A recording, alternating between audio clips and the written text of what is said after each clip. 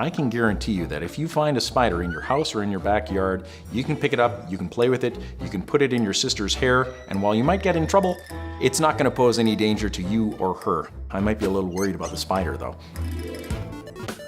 It's been said that the weight of insects consumed annually by spiders exceeds the weight of the human population of the world.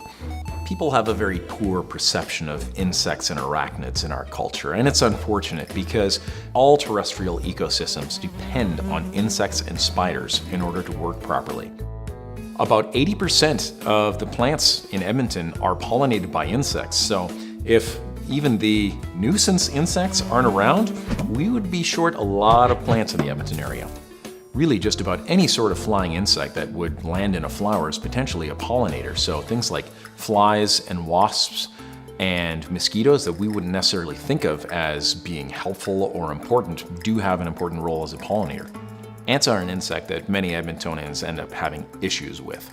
In many cases, this is simply because the ants end up entering people's houses looking for food. They work a little like little Roomba robots where they bumble along the edge of the surface, and if there happens to be a hole there, they get in. And they leave a little scent trail behind them like Hansel and Gretel leaving breadcrumbs, so if they find a food source, all they have to do is follow that scent trail back, and then other ants from the colony can come in and exploit that food source too.